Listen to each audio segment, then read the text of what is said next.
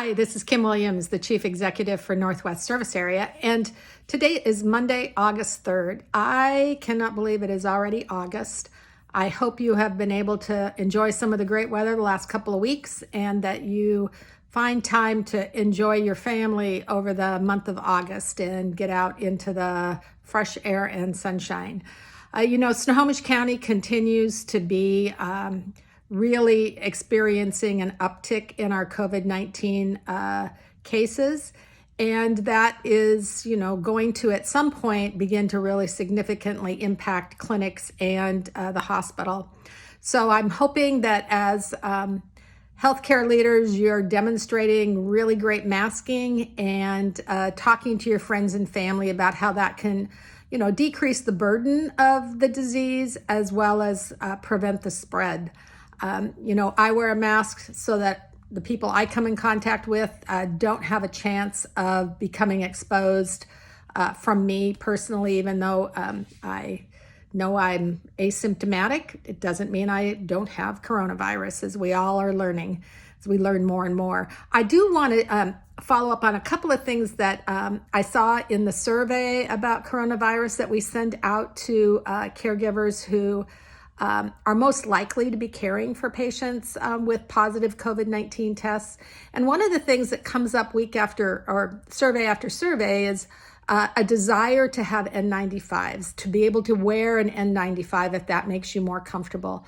I want to make sure folks understand that if in fact you would be more comfortable with an N95, please talk to your manager, get fit tested, and we will make those available to you. If you're having difficulty with that, please reach out to the directors that's responsible for your department. We all want to make sure you feel safe.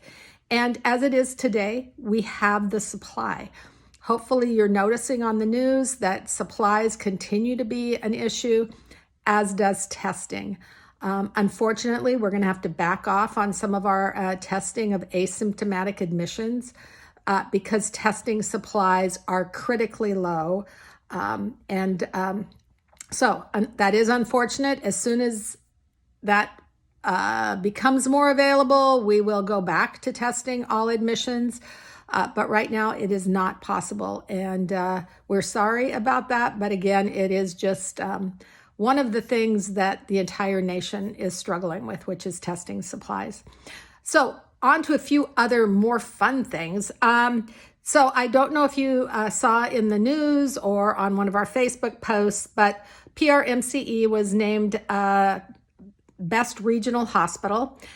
So that is exciting, but we also were recognized for being high performing in a number of areas, aortic aneurysm, COPD, colon, lung cancer surgery, heart failure, hip and knee replacements.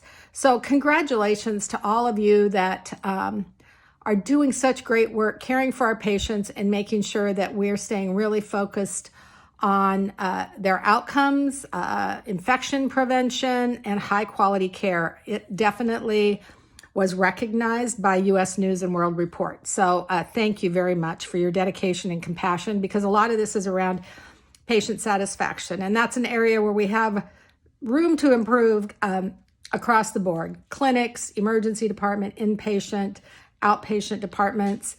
And I know many of you are working hard on that. And in this time when so many of our patients, whether in the clinics or in the hospital, don't have their families with them, your intervention, your kindness and compassion mean all the more to them. And please make sure you're doing a good job of ensuring communication with those families. They are distressed at not being with their loved ones and they feel disconnected. That is one thing that I am hearing more and more concerns raised about is our communication with families. So also make sure that you're helping families FaceTime with their loved ones, those kinds of things. Just makes a huge difference to them and really aids in the healing process.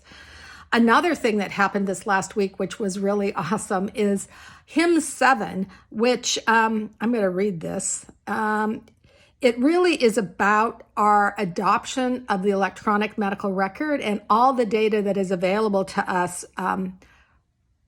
from the electronic record. I want to give a special shout out to quality and the analytics team.